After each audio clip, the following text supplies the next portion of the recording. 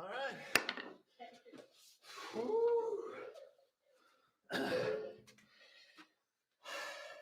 I think you won. Is that a good thing? Can we keep the net up? That sounds like fun. I need a breath. Woo! Hi, everybody. Might have been the most work I've done in like a month. Hey, how's it going? Who's here? A few people here. All right. Hey, Can take a minute and Can we text. put the number on? Sure. Boom, this number. Hey, text some people and tell them, hey, we're started. And then text me. Come on over. I'll respond. Probably by just doing the whole likey thingy on your comment, but So how'd that go for you this week? not good. A lot of people did that to me. Not okay. Not okay. All right. So throughout the week, like if you're here tonight, we're so glad you're here. We're gonna have some fun. We're gonna have some worship, have a conversation, and I'm out of breath. Holy cow! I think it's because I was bad at ping pong. I was making you run all over. Well, you got a wall behind you, so you didn't have to go anywhere. That's true. That's true. Had the dot, and any minute I was afraid that there would be thousands of dollars crashing onto the floor. And that'd be a tough start to the evening. You just see a flame starting from this side of the room. That'd be cool. It'd be all good. It'd be good. Intro. All right. So last week, people kind of voted, and they said stupid video, and it was a bit of both. A little bit of 50-50. You saw a little both? bit, yeah, a little bit of both. Some people were like, "Hey, just get right to the conversation. That's all I want." Other people like, "Just worship, just game." So it's like we have kind of the right elements. So tonight, no video because I just decided it needed to be like stellar, to be playable, and so I didn't see anything. But if you guys, like always, if you've got a stupid video that you want to submit to us, then we can do that. I know Will had one, but he didn't submit it this week. Come on, Will. He got really creative during school time, and basically just think Oregon Trail. If you don't know what that is, Google it. But he recreated it. Maybe it'll find its way into the wild. Who knows? But So and then worship and game. So let's do it. Good week. Yeah, really good week. I'm stressing a little bit. Why? Finals is next week. Well, this upcoming week. And let me tell you a little bit about me. You already know this, and I think many of you also know this too. But sometimes I'm lazy. I don't know if you know that. Sometimes you're not. Definitely. So I've known about this paper that's due by Sunday next week. And the requirements are between 15 and 18 pages, but I can't count any of the quotes. He did that. The professor really did that to me. I saw that in the syllabus. The quotes don't count. And so I'm just sweating over this. By the way, I've known for 2 months that this paper needs to be done and what I'm doing it on. And let me be quite frank with you. I don't have a single page written, not even a paragraph, not even a title, not even a Word document open. Wow. And it's due next Sunday? Yeah. Okay. So you got some time. Got some time. You can procrastinate for another 3 or 4 days. I know I can't. Okay. Well, I know. He said, my professor said, this will take about 30 hours of your time. And I was like, oh man, I don't know if you know this, my guy, but I work 40 hours a week. I don't know how mathematically, I don't think I can make this work. But so you can be in prayer for me this week that I will not fail that class. So I'm stressing, but you reap what you sow. Absolutely. I mean, that's biblical. I understand. I'm here because of my decisions, but. Yeah, I honestly, I learned some of that in college. I did a lot of last minute papers. some of those classes I just squeaked by. Some of them I just looked at Anne-Marie's answers, and it's ethical, right? I like to say I work better under pressure. That's what I'm just kidding. Yes, I'm just kidding. In case you want to recall our degrees. But anyway, What about you? How's your week? More the same, nothing really spectacular. Less walks. I don't know why, because it was kind of nice. Well, it did rain more this week, but I feel like I missed more walks. So anyway, nothing spectacular. Well, let's jump into it. I see there's a few of you here. Hey, text somebody and tell them, get your buns over here. We're going to start off. So here's the thing. I was kind of reminiscing with some of my youth pastor friends. And back in the day, you could basically have pizza and basketball and everybody would show up. Okay. That was kind of like, the thing. Just if you provided those two things, I would still show everybody liked both of those things. Well, increasingly, every culture is a little bit different, but increasingly people are a little bit more segmented. And so you've got to find something that appeals to that group and that group and that group. Anyway, long story short, I decided tonight's game was going to be taco themed. Okay. And the reason is because the saying is that for Gen Z, tacos are the new pizza. Really? Yeah. Where are you reading that? Well, people who know. Okay. Got it. Okay. My bad. I'm not in on that crowd. Well, it's, because Gen Zs are a lot of flexitarians. And so they are they'll eat nothing but vegetables until they decide to eat meat. Okay. But on the most part, they're a little bit more healthy, and everybody knows that tacos are more healthy. I'm fine with that. I think I would prefer tacos over pizza pretty regularly. Okay. So yeah. Depends on who's making them. Yeah, I'm not really picky. Tacos are good. So Taco Bell tacos over what's the pizza place? Oh, like Sweet Basil? Sweet Basil. Yeah, no, I'm choosing Sweet Basil. Yeah. For sure. See, that's what I'm saying. Okay. All right. So here's what we're gonna do. We're gonna start off, and this is we're gonna test your taco knowledge. This is a taco trivia game. No way. Yeah. I'm excited. Yeah. So you guys know the number, and what you're gonna do is you're gonna answer, and I'm excited for this. Check this out. Okay. The person who wins tonight gets a taco. I'm gonna go to Del Taco and pick up some tacos and then deliver the tacos to that person's house. Really? Yeah. Or if somebody wins and they're like, "Hey, I want the tacos, but I'd really rather you deliver them to Nate," or whatever. We'll just deliver some tacos to the person of your choice. If you decide not to keep them, nobody will know but me, and I'll just silently be judging you. But whatever you guys want to do, that's what we're gonna do next. We're gonna play some taco trivia, and somebody's gonna win some fresh tacos. When I say fresh, if you live in Milton Freewater, they're not going to be as fresh, but in based on your proximity to Del Taco. So, all right, so that's what we're going to do. You guys ready? I'm excited to know what this trivia questions are. All right, here we go. Whoa. Taco trivia. Where was the taco born? A, Mexico. B, Puerto Rico. C, La. D, your town. That feels like semantics. Your town. What town do you live in? I don't know. We're getting some answers here. I see who answered first. All right. Grace Anderson was first, but I'm not going to say what she guessed yet. Mike Willard is the only one to have guessed his answer yet. He guessed his answer yet? Well, no one else has guessed the one that he's guessing. Oh, I see. You know what I mean? So I'm worried that he's wrong. He guessed LA. He did. Dude, you're on a mind link with him. This is wild. I promise he didn't see that. All right, can we see the answer? Boom. A, Mexico. Grace Anderson. Well done. You guessed A, and you were first. Yes. Now, I wasn't super clear. I might go on who gets the most answers correct, but I also might go with first. I don't know. We'll figure it out. We'll figure it out. Yeah, a ton of Here's people the thing got that's that one kind of right. difficult for my family. I feel bad if my family wins. Well, but I don't think they do. I think they're pretty excited if they don't win. So, all right. Grace loves tacos. I love tacos too. Well, she is her father's daughter. Boom. Here we go. Next. Taco Bell started out as a gyro stand. B, a burger stand. C, pizza stand. Or D, a wonderful dream. Hey, All Mike. right. I gotta look. It's not D. Okay. I'm texted in. We stumped them. They're coming in slower this time. Oh, wow. Okay. Calla Harrison, you were first, but we'll see if you get it right. A lot of mixed. Okay. Oh, interesting. I am seeing the right answer show up.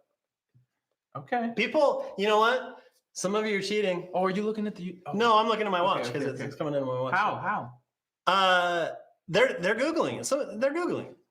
I don't know. Yeah, I guess we're All gonna right. have to allow So the answer is burger stand. Isn't that crazy? What? I cannot imagine. Yeah. Taco Bell started out as a burger stand. What? Maybe it had a different name. It could not have been named Taco Bell. That's insane. I don't know. Yeah, that's weird. All right, next. All right, we're being told they can't read the options until we read them, so we're gonna enunciate well. They can't read the board. Oh, can't read it. Oh, yeah. It's I think the font's small. I think it's skinny. Huh? I wonder what changed. Yeah, I don't know. Okay. Calla. All right. Calla got the. Wait, what was? Okay, now when is? So it was B. It was B. Oh Yeah. man, I don't know who got that one right. To be honest with you, I know. Well, it says Rob. Maybe Whitney said that. Oh, it's Whitney. Okay. When is National Taco Day? A. October 1st. B. October 2nd. C. October 3rd. Or D. October 4th. I didn't even know there was a taco day in October. Oh, I gotta look. Here we go. All right. All right. Are people knowledgeable about this? They're asking Siri as we speak. No, you know what? I mean, I'll give a shout out to Calla. She's gotten a couple wrong, which might seem like a bad thing, but I mean, she's playing the right way. You know, integrity of the game. Yeah, I appreciate it. You know what? Maybe I'll just deliver to somebody who's playing with integrity. All right. A lot of people are saying D. A lot. Somebody says B. Somebody says A. If you Googled this, you should feel bad. Jesus knows. And he's going to take the wheel. That's how that works. Okay. Answer is? What do we got? D. Quattro. Oh, Cal, you got that one right. Congrats. A lot of people said D. Mike. Bonus points if you actually knew that. Who would know that? I don't know. All right, next. On average, how many pounds of beef? Why is this? Gross. What's with the? On average, how many pounds of beef does Taco Bell serve every year? A, 100 million. Or B, 200 million. Or C, 300 million. Or D, the mega 11 billion. 11 billion it's legit. Have you ever counted that high to 11 billion? Once. Really? Yeah. It was on the first day of quarantine. No way. You just counted all the way. That's wild. I've heard that before. It would take like, a trillion years if you could just count it like normal. All right. I'm seeing answers. Okay. I love the beef. Okay. What? They're sending in pictures? We're getting some gifts. All right. That's a good Cookie Monster, But it's Cookie Monster eating a taco. Oh, bonus points. Who sent that? Whitney. She's quick with the gifts. She must have a GIF keyboard. Like every letter is a GIF. Yeah, that'd be awesome. All right, answer is 300 million pounds of beef every year. I can't even. Does that fill up the Empire State Building? Like, I need something because, I cannot conceptualize how much that is. It's the entire Puget Sound. Do you think it's more than the Empire State Building? Level with me there. I mean, give it your best guess. Oh gosh, who knows? Because if it's more, that's I think it's more. I think it's got to be more. Than I do like those stats though. Of it would be the state of Texas quarter, 3 inches deep, filled with quarters. Oh no! Yeah. Gross. All right, move on to the next one. Boom. Oh, I'm sorry. Did we? Yeah. What was it? Number C? It was C. Yeah. First one to get that right. Let's see. Whitney. Okay. One of the first taco trucks is thought to have started in New York. In what year? 1966, 1976, 1986, 1996. Reminds me of that old salsa commercial. You old enough to know that? It was, I think it's Pace. I don't know if I can say that brand name, but anyway, they would heckle and they're like, "Where's your salsa made?" New York City, get a rope. It's classic. I don't understand. Google, paste, get a rope. New York City. Yeah. All right. All right. 1966, 76, 86, 96. What's your answer? Go. Boom. While they're talking, I'm wondering why the TV doesn't look as good as it did last week. Maybe the colors. I think it's the background. Oh, maybe. The white background doesn't help. And the right answer is 66. Hey. Jeff Lyons. Jeff Lyon, singular. Which maybe Jeff or maybe Bryn. No, he made it sure. Jeff, answer This A. is Jeff. Answer A. This is Jeff. My name is Jeff. Wait till go, Hefe. Okay. All right. One for Jeff. He wants a taco. Oh man, who doesn't? True that. I'm pretty sure I'll pick one up for myself just as like delivery fee. Or maybe I'll take a bite of yours. I don't know. Okay. Next question. How big was the biggest taco ever? All right. A, 246 feet long. B, 462 feet long. C, 624 feet long. D, 2,460 feet long. Elliot just texted oof. I think it's in regards to this question. Just doesn't need to answer. It's just dumbfounded. I would love a picture of this. Love a picture of the world's largest taco. Man, that's probably where all the beef went. Like, it was just in the biggest taco. I'd also like to know what's in the beef. Also, like, how high? Like, are we talking? Yeah, like, is it just one this shell high? that was 246 feet long? Or Maybe just they like connected a bunch of them and it was like just. Doesn't feel like that. Kind of feels like cheating a little bit. I don't know. Maybe. But I mean, how else are you going to do it? I mean, is there an oven that makes 246 foot long tortilla? No way. Yeah. Boom. Okay. Whew. I was worried. I thought it was gonna somehow be. It's still ridiculous. I thought it was gonna somehow be at the bottom. You can one. probably see that. It's a 246. 246 feet long is the longest taco ever. So that's probably Guinness Book of World Records, and that probably means that we could like challenge that. Is that a football field?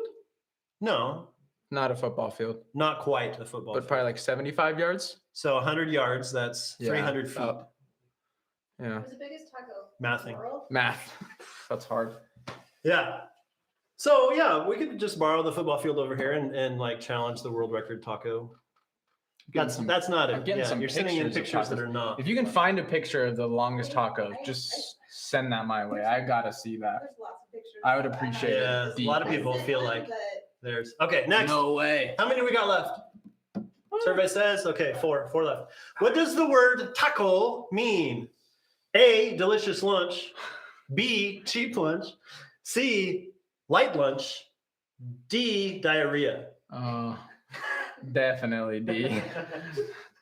Like for sure. Man, I know which one I hope it is. Oh, interesting. A lot of people are saying light lunch. I think they know it. They're saying it so much they light lunch. Light lunch. I misread this when I was reading it. Yeah. I mean, I not the first time as I was going through. I thought it said light crunch. That might be it. And so I voted for light crunch. And the answer is a light lunch. Light lunch. A light lunch. So I got it right, but I got it wrong. That's the most ironic thing ever. Light lunch. I've never had a light lunch that consisted of tacos. Do you understand? No. You don't understand what I'm saying? No. Like I've never. Every time you've had tacos, you had a ton of them. Yes. Duh. So that sort of brings insight to the whole like street taco thing, you know, just like, hey, grab it. Sort of like hot dog. And Absolutely. Just grab it and go. Yeah. Yeah. Okay. I've never once been like, let me just have one taco. But you can't have just one. I'm not a crazy person. Yeah. Well, anyway, next question. Taco Bell was the first national chain to get rid of what? A, the kids menu. B, napkins. C, music. D, friendly workers.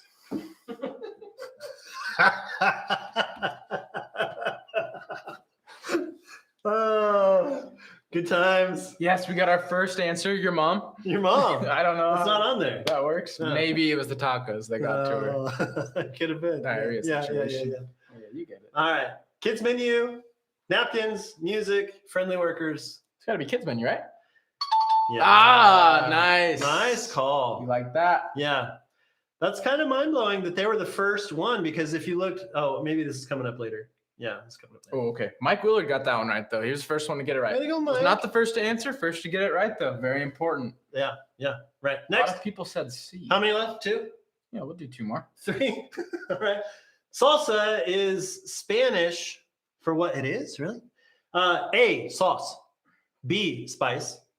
C, condiment. D, let's dance. I hope it's Salsa. Okay, a lot of people saying A. A lot of people saying sauce. Although my best piece of advice here is to not get lost in the sauce. I think that's what the young kids say. I don't know what it means, but All right, it's sauce. Yeah, thank you. oh, for that nice. one. Yeah, Elise, you got that one right. Elise Kaufman. Hi, That's nice. That's a beautiful. Way to picture. go. I'll make that my background. that's a good one. All right, next. About how many tacos are consumed in the United States each year? 1.5 million. B, 5.5 million. C, 1.5 billion. D, 4.5 billion. No way it's anything with a B. Where are they all? No. How much meat? There's no way we're consuming 1 billion tacos. How much meat per million? Wasn't it 300? Oh my goodness. Just, that's just true. for Taco Bell for the That meat. was just Taco Bell. Yeah, because it was meat. I tried to find you an image.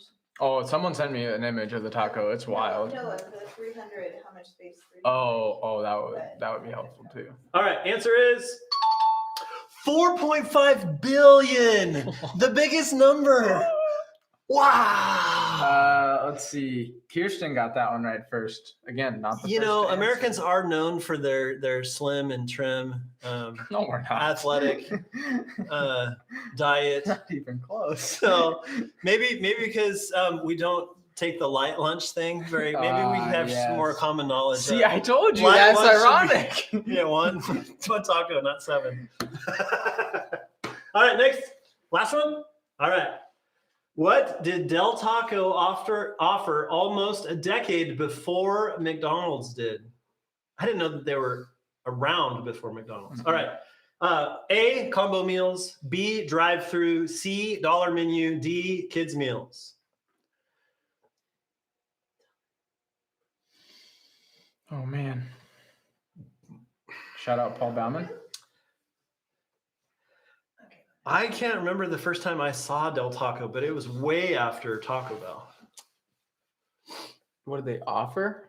So it's funny to me that Del Taco offered anything before I would McDonald's. say- like McDonald's has been around my whole life. Dollar menu. I bet it's a dollar menu.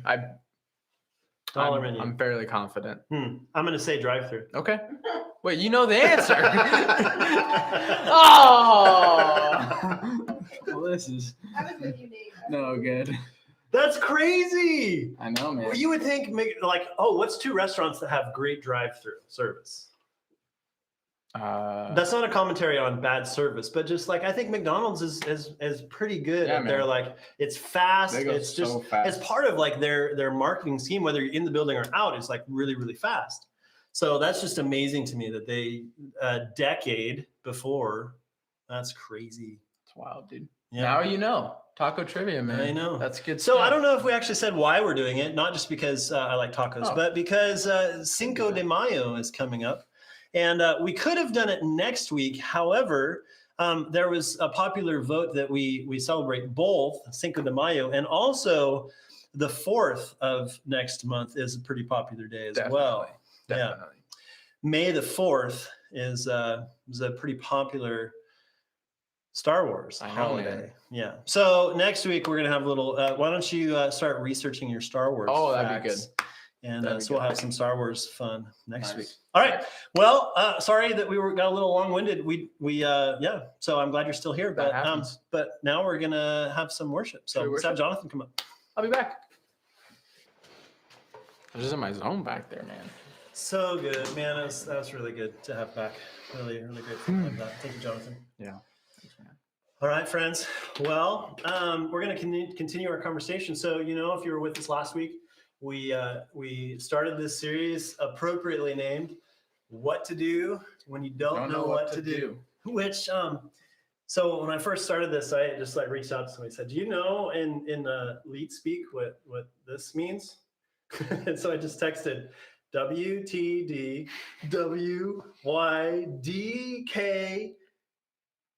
WTD. Yeah. Got it. Yeah. Mental exercise. And they got it right. Probably because just I don't know what to do, IDK, that the sort of thing. They were just kind of guessing, and they actually got it right. So we're in this series, and last week we talked about some cool stuff, and this week we're going to continue on. So we've been talking a little bit specifically from Joseph. Now the reason for this is just because there's a lot of crazy stuff that happens in his life, and as we've been talking about this, the reason that these things are in the Bible, we talked about last week. The Bible is filled with things that is just basic instructions for us, and ways for us to know who God is and what He's done, and know who we are and what we're supposed to do. And so there's lots and lots and lots of stuff that's in there for that reason. And sometimes it feels like these stories, why is this here? This is just a crazy story. Well, hopefully your family life or your life isn't as messed up as his was. Sure. It would be pretty hard to match that record. But even so, if you're pretty equal or even worse, there's going to be some good things for us to learn. So tonight, as we jump into this conversation, I would also like to say that a lot of people are texting me and saying, "Hey, I just want to grow in my relationship with God. How can I do that?" And so one of the really, really easy ways to do that, really easy bar for us, is to just do on the YouVersion Bible app. There's the discipleship studies that you can go to on there. So just type in. This is a great one. If something else is named pretty commonly, like love God, there's probably 3 million of those. Guess how many there are that are titled "What to Do When You Don't Know What to Do"? One of them. Only 10. No, I'm kidding. Just one. Wow. Yeah, I'm kidding. I was hoping that's that's really bad joke. Okay, so sign up for that, and then you can invite friends to hold you accountable or whatever. And it's really, really good stuff. So last week, one of the days was just talking about how it's okay to be angry. Stuff that's going on in the world right now. So especially if you are just finishing 5th grade. Well, you're probably not watching if you're just finishing 5th grade, but 5th grade, 8th grade, and 12th grade seniors. There's a lot to be sad about because you're missing kind of the end of the year. Graduation. Those conversations with teachers and friends, maybe spring sports, whatever it is. It's okay to be mad. It's okay to be sad. It's okay to have those feelings, but it's not okay to sin in those feelings, right? Right. And so there's that. So here's the question as we kind of get into this tonight. I'm ready. There are times where it just feels like, man, what in the world is going on? Have you ever experienced anything in your life that just rocked your world? It just your foundation kind of came out and you're, I don't know. I don't know what to do. What rocked you? I think everybody has a different experience, right? And I think, I was thinking about it today, and I would count myself really fortunate or blessed or whatever word you want to use. I don't, off the top of my head, have a ton of readily. Sure. That's readily, okay. I know. And that's what I was processing through today was I need to be okay with that, because part of me almost felt oddly guilty of I don't have enough, hard things in my life. But I can think of a couple, my mom's dad passed away. And that was the first real, that was the first real death that I honestly didn't handle very well. And I think I'm still, and it's been some time, I'm still working through that. I probably had a pretty common reaction that most people have when it's kind of that first real close death in the family, is to almost, I was numb for a while, and almost had a lack of emotion. But it wasn't, until I remembered who he was, the legacy he left, the person he was, the follower of Jesus that he was, that, all those emotions just come flooding back in. So, and I think it took longer. It wasn't necessarily on the day that he passed or even the week after. It was probably months or even a year after where I felt kind of the rug got pulled out from under me, for a lot of different reasons. But yeah, those moments are full of confusion. Those moments are filled with doubt, probably just doubt about kind of the bigger questions of life. And just simple pain, right? I think we don't talk about it enough. But just pain and hurt are things that we feel when the normalcy of life is kind of taken away from us for a little bit. So what about you? Well, just speaking to your story, like I think that was a little bit of gap in our timeline. I'm not entirely sure. I don't remember specifically having a conversation with you about that, but your sister, I remember, was really crushed. Yeah. And so I remember talking to her, and then to your mom. I remember talking to your mom at church, and I was surprised at. I hope this doesn't sound right because she's probably watching, but I was surprised at her vulnerability. And like she was at church and like, this really sucks, but just being vulnerable and sharing. So I wish I knew him. Oh man, what an absolute! Yeah, sorry, absolute man. No, I didn't mean to rock you. It's good to think about him. It really is. Well, there's a couple things in my life that you can count on one finger, the people who know those things. And so I'm not going to bring that up, but there's other things that I would say more commonly that they're like scars. I have scars on my body from like mistakes that I've made that go the full length of my arm. And that's a story. And I think similarly, there's other things in my life that things have happened. And so part of how I'm made up, you guys probably know this, one of my love languages, my primary love language, is words of affirmation. And so words are really powerful in my life. The positive, accurate, truthful ones are really, really powerful for me. It's like food. And then the negative ones are extra negative.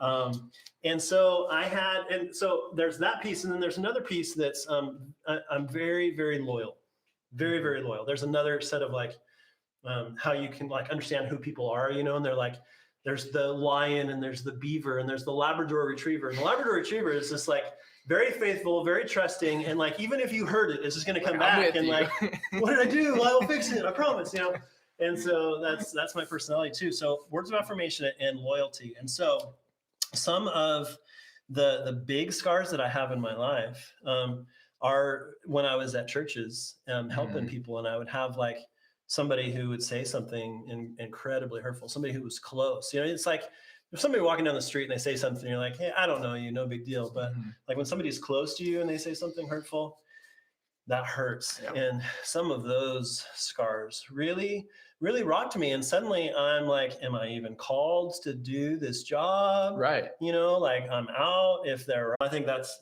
part of the story is, I don't know if you guys have experienced those. You probably have to be a little bit older to have done it. Not necessarily. I mean, at any point, somebody can have incredibly hurtful things done to you. But if you've ever been in a spot where you've asked the question, man, that hurts a lot.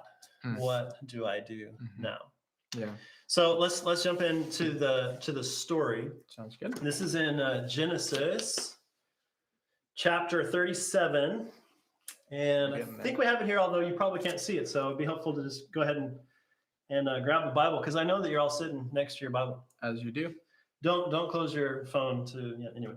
So Genesis 37, and we're going to jump in verse 18. So Joseph, when his brothers saw him coming, they recognized him from a distance. As he approached, they made plans to kill him. Already. Say what? Not a good start. Okay. We know that they recognized him because his dad showed favoritism. He was the favorite son, and he made him a special coat. Which sounds nice. But really, it's just a big target on your back. Yeah. It's no good. In case you forgot, I'm dad's favorite. Right. Now you can see the one you don't like from even further away. Yeah.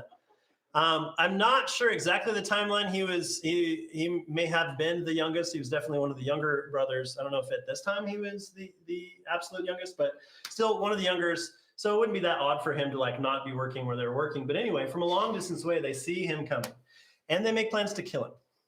How is this summarizing your quarantine experience? Your sister comes down the stairs. Here's what they say. Here comes the dreamer. Why would they call him that? Last week, I know. He was all in their face. Hey, I've had these dreams. You guys, I'm going to save the day. I'm going to be the best. I know. I'm here. You're here. Yeah, you guys are basically going to serve me, worship me. I'm going to fix everything. By the way, I'm dad's favorite. So they have this name for him, as sometimes families do, And here comes the dreamer, okay? Come on, let's kill him and throw him into one of these cisterns. We can tell our father a wild animal has eaten him, and then see what comes of his dreams. Wow. You can feel the tension here, right? There is good. some animosity. Yeah. Now, another factor here is like when a lot of dudes get together, it can become a little bit aggressive sometimes, a little bit of testosterone. I think for ladies too, though. You know, Like, I'm not going to go there. I think so too. I mean, you know. I have a sister. Like, I can be mean. She was mean to me. Sure, I'm just saying there's something like with guys, and it's like you get really grumpy, and then suddenly there's wrestling on the floor. Okay, I got you. Yeah. But okay, so they come up with this plan. So Reuben, one of the brothers, he heard of this scheme. He came to Joseph's rescue. Let's not kill him, he said. Why should we shed any blood? Let's just throw him into this empty cistern here in the wilderness, and then he'll die without our laying a hand on him. That's a lot better, right? Let's not physically kill him and then throw him in. Let's just throw him in and let him starve to death. Yeah, I mean, like that's. Well, it's slightly better, I guess. Or let a wild animal come in and pick him off. Oh, maybe a little bit better. It gets better though. Yeah. So then the plan morphs a little bit more, and they decided, hey, well, what if we just some other people show up, and they're basically where slaves could be bought, sold, traded, and they're like, hey, we don't even have to go through the effort of throwing them in a pit. Let's just sell him. Okay. Still tough. So when we're listening to a story, like, cool, Lord of the Rings, their story, it's like incredible storytelling going on. It's a story. We sometimes forget that this is a history book. Mm. So picture yourself in this family. You're one of these siblings. Let's just go ahead and let's just picture this as you, and your older siblings disliked you so much that they're plotting to kill you in various different ways. But they take it up just a notch and decide, we'll just sell them into slavery instead. It's not good. Can you imagine? I mean, can you put yourself in that scenario? This is a true. What do you do when you don't? Know what would you do if that was your scenario and your family? Just now, not your entire family. Like your whole family hated you so much, but just like some of your family had enough control over you to be able to sell you into slavery and get away with it. What would you do? I don't know. He's the youngest one. I mean, at some point he was probably like 1 versus 11 at that point. Yeah. Well, I mean, even if you're the oldest, 1 versus 11 is not going to be anything. But there is something about the younger sibling looking up to the older ones and like wanting to be a part of the conversation, wanting to engage, wanting to play like they play. Like there's so much just trying to be accepted amongst the younger ones. I know because I'm the youngest, right? Like that's how I can speak to that. Right. And I see it in my house too, right? The younger ones try and like be at the level of the older ones. And it's hard. There's a part of us that wants to be accepted like that. And that was not happening in this story. So they sell them into slavery. And then they come up with a plan. Well, so what are we going to tell Dad? Because this is Dad's favorite person. Right. It's like, okay, well, we'll take this fancy coat and we'll dip it in some blood, and then we'll just, let him draw his own conclusion. So they do that. They hand him the coat and say, hey, do you think this is Joseph's coat? Do you think it's it? Like they didn't know what it looked like. Only you can recognize this coat. Yeah, right. So more scheming, but they come up with this plan and they execute the plan. Mm.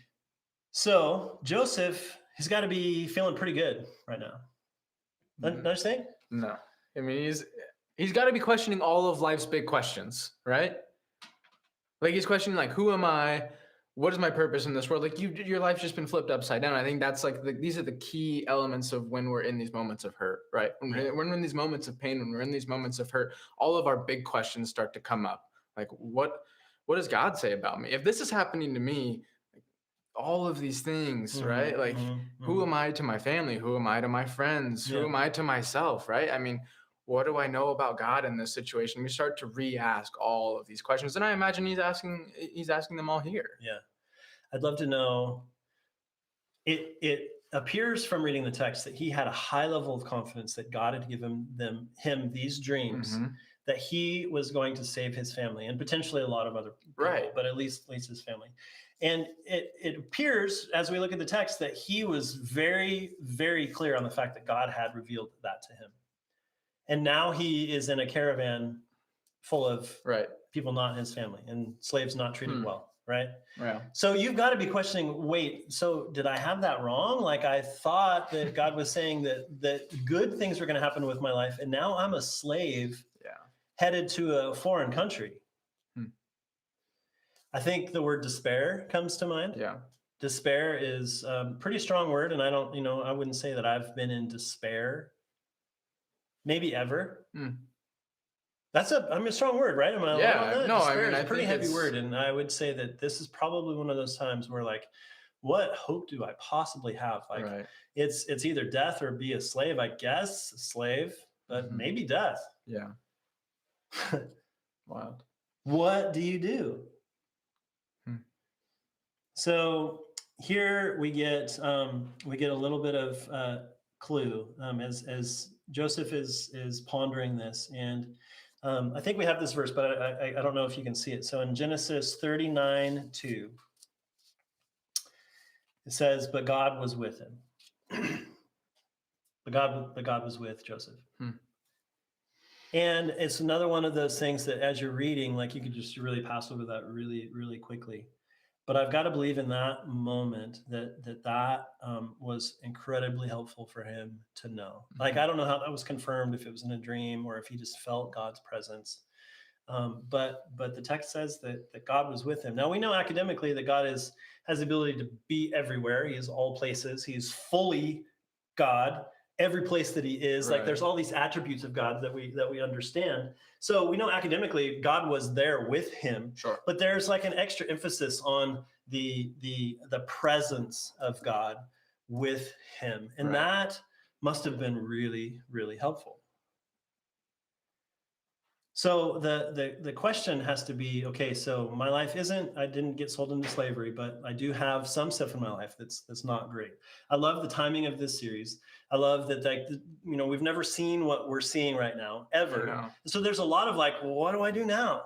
Right. You're starting to ask the questions, right? And some of us are in pain. Some of us are hurting. Some of us are confused. Yeah. Right. I mean, maybe some of us are in despair. I mean, if you know friends or yourself, right? Like, sometimes just being alone and away from people affects people deeply. Right. From what I'm seeing in youth ministries across the country, a lot of people saying their number of people texting, calling hospitals, counseling centers, anxiety and depression were already high for Generation Z. But they have just gone through the roof. People really, really struggling in this time. Other studies showing more just general humanity, like addiction is going through the roof. People trying to distract themselves by taking different various substances. Family abuse, like just the people coming into hospitals from domestic abuse, that sort of stuff. So like, it's not really pretty. No, I mean, it's tough. It's tough times. And one of the things that we wanted to do with this conversation tonight is talk about, like, I don't know where you are, and that's what kind of frustrates me about this time is there is a part of me that I really love being in the same room with people for worship, as we said before, for the conversation. But I know about myself. One of the things that I love is to be able to be in a conversation with people. And they say this is true for everybody, but a huge way that we communicate is by reading nonverbal communication. And one of the things that I like to be able to do is, as I'm talking to people, read their body language to know whether or not they're like, yeah, I'm with you. I get what you're saying. And you can tell. I mean, a lot of times people feel like they're pretty good actors, but a lot of times you can tell, like, wow, that really hit that person. And other people, they're, texting or whatever. You're like, all right, so they're not here tonight. But I miss that. I miss that I can't, I'm looking at a camera, but I'm not actually looking into your eyes to know, like, yeah, I would really like to know how to have confidence that God is with me. And so I just have to trust that, like, these words are hitting where they need to hit. So when I say, Nate, how do you know that God is with you? What does that make you think? Well, it just seems like Joseph in this story had not just like the head knowledge that God is with him, not just like the head knowledge that God as the creator, as the sovereign being, is present around him. Right? It seemed like he was distinctly in line or plugged in to God's spirit, to God's presence, right? And I think that's, again, we've talked about it. It's an abstract thought, but even, I mean, I've had conversations with you guys and other students where, we start talking about faith, we start talking about just what God's doing in your life. And I hear it all the time. I've even said the same thing before, where it kind of just, we say it and we say this kind of offhandedly, but like, we say this, hey, I just don't feel close to God. I just don't feel close to God. And I find that puzzling, right? Because God is unchanging, right? Like, God is consistently, as a being, around me. His presence is around and in me through the Holy Spirit. And so what is the thing? What is the variable that changes when I don't feel like I've been close to God? Mm-hmm. Well, if I'm honest with myself, I know it's me. I know it's either my habits throughout the day, my rhythm of life, the things that distract me, or sometimes it's just good things too. Sometimes I just go to work and it was a long day at work. And so guess what? You know what? I didn't have time. Maybe I probably did, but within that 8 hours, right, to think about God's presence around me. Yeah. So I started to recognize, there's my side. There's my part to play in this equation. I'm part of this formula, right? If God's presence is all around me, if his Holy Spirit is in me, then I have a part to play in tuning myself in to the things that God has for me. And right, like throughout our day, who couldn't use more peace or more comfort or more joy or more laughter, right? These are things that I believe are inherently in the Spirit of God. Yeah. Right. And when his Spirit is in my heart, when I sit down, when I pray, or when I read a psalm, or when I have a conversation with someone else who follows Jesus, these are things that start to tune me in, start to turn the dial to the right radio station, to start to have this moment as Joseph was having, this idea that the Lord was with Joseph, so that I'm going throughout my day, I can say about myself, the Lord was with Nate. He was in my heart. Yeah. It makes me think of when I was in middle school, I switched from skiing to snowboarding. And I had a friend, his name was David, and David wanted to go up to Bachelor with us. So we took him along, my brother Todd and his girlfriend, and David and I, we went to the mountain. And David was that kid who said he was really, really good. And I do not, in hindsight, I wonder why he spent so much time convincing us how amazing he was, because you're going to be found out whether it's true or not. It's not like a miracle. It's like, boom, you're a pro. Yeah. And so he was just so I'm going to be doing all these tricks, and you guys are, I'll wait for you at the bottom. Eat my dust. And all this stuff, And he was not good. Not good at all. In fact, he was constantly down in the snow.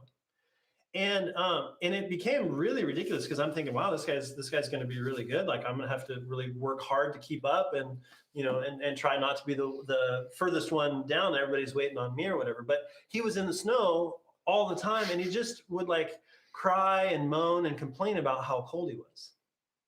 Now, here's where I'm going with the story, as you're wondering, where are you going with the story? Sometimes you got to get up out of the snow. And that's exactly what my brother said to him. I remember, I don't remember everything that Todd has ever said, but one of the things that Todd said is he just looks over at David and he says, if you're so cold, get out of the snow. Get up, stand up, do something. Yeah. Okay.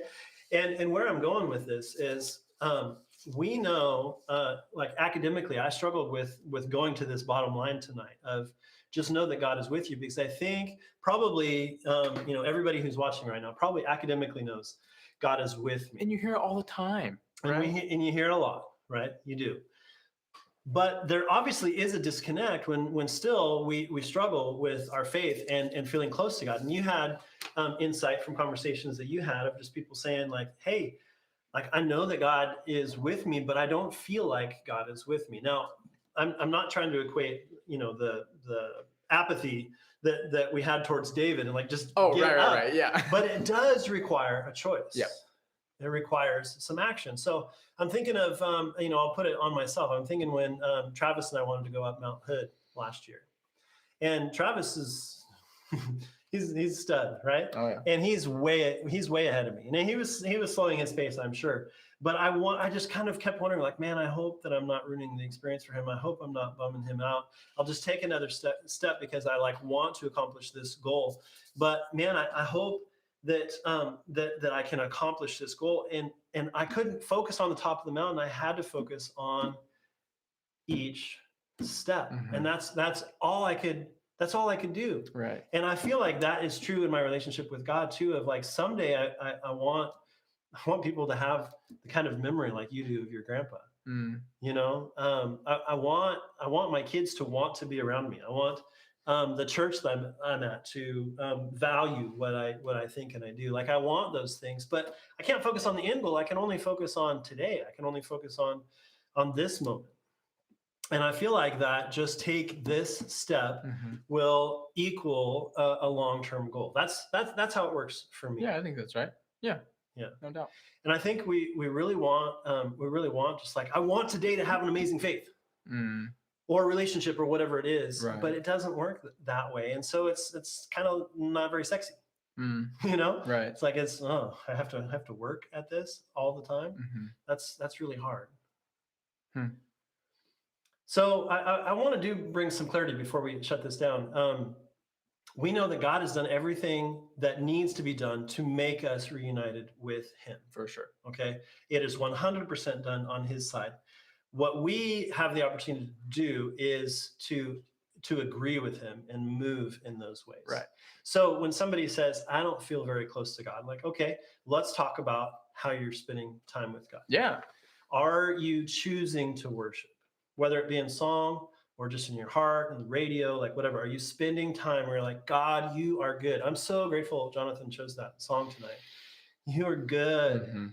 Good. You are good to me. Right. I love that song. Just, you know, when your heart sings out to worship him, to engage in that way. For a long time in my life, I did not find a lot of joy in reading my Bible. But worship was one of those things, or prayer or journaling. There's like different spiritual disciplines that I kind of have been stronger in my life at different times. And I think that's part of a relationship of like, you don't always do the same thing. You go somewhere else, you do something else. That's good. And that's how it has been with me. Of sometimes it's more of this and less of that. Sometimes it's in a godly friend. Sometimes it's, through an accountability partner. Sometimes it's, fill in the blank. But it is constantly changing. I think you just have to be willing to know that you're not going to become amazing at anything if you don't take steps to become good at something, right? Whatever it is. Right. Yeah, that's good. I think Joseph, if you were to tell him, hey, God is with you. I mean, he right? Like, I think if Joseph wasn't engaging with God on a daily basis, I think if Joseph wasn't, however Joseph chose to worship, however, I wasn't him and I didn't live in his time period, but however he chose to interact with the God of the universe, I don't think the sentiment, hey, God is with you, would have hit him the same way if he wasn't engaging in those things, right? There's something about moving our mindset, moving our posture, moving or getting rid of things to then enter into that moment of worship with God, that it's about, because humans are simple creatures, right? If we can understand a concept after the first time we've heard it, then this wouldn't be a conversation, right? We wouldn't be having a conversation about why we struggle to understand the idea that God is with us. But humans are simple, and so we forget. And so life, and on a day-to-day basis, and on a minute-to-minute basis, and on a second-to-second basis, life is an attempt to remind ourselves over and over and over again that God is the God of the universe. He is in control, that he has a heart for me, that he's after me, and that his son Jesus is taking care of us on the cross, right? We just over and over and over again. And there's a beauty in that, right? Yeah. There's an absolute beauty in that. And I think we all can point to people who were either 80 or 90, and like my grandpa, right? We know people, we know what their attitude was like. We know how they treated other people. And we know part of that is because they spent so much time over and over again, reminding themselves, this is why God is with me. This is why I am to love the people the way I am. So, I mean, it's a day-to-day battle. We go and we go again. Yeah, that's good. Well, I would love to keep talking about this, but it's getting a little bit on the long side. one of the things that I wanted to bring out of this conversation was just talking about God's control. And so we'll save that for another time. But I wanted to encourage you guys. I don't know if it's encouraging for you to hear just simply the words that God is with you. But I hope that you can take some comfort in Nate's story, my story, some of the people that we've talked about tonight, and that if you want to navigate this time a little bit better, you can take some counsel from some of these stories in the Bible. I would encourage you that anytime you pick this up, it should be beneficial to you, especially if you're processing, what does it say about God? What does it say about what he's done?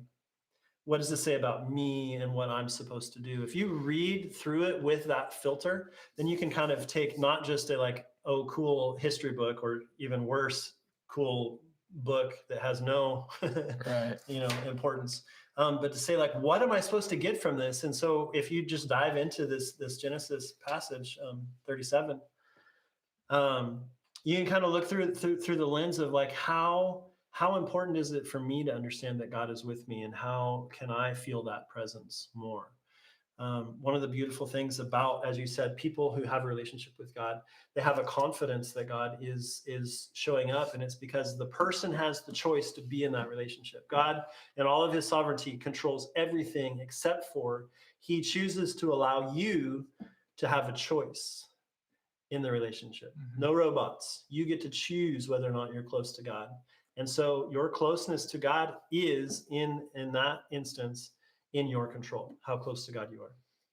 So if you want to climb a mountain, you got to take a step. Next step. And then another step. Yeah. And then another step. So guys, I don't know if you're headed out now to your small group or not. I hope that you are meeting with your small group. I've been hearing some of those conversations. Give your small group leader some grace. It's difficult to lead a conversation in those environments, but be nice to one another. Look for ways to grow closer to God.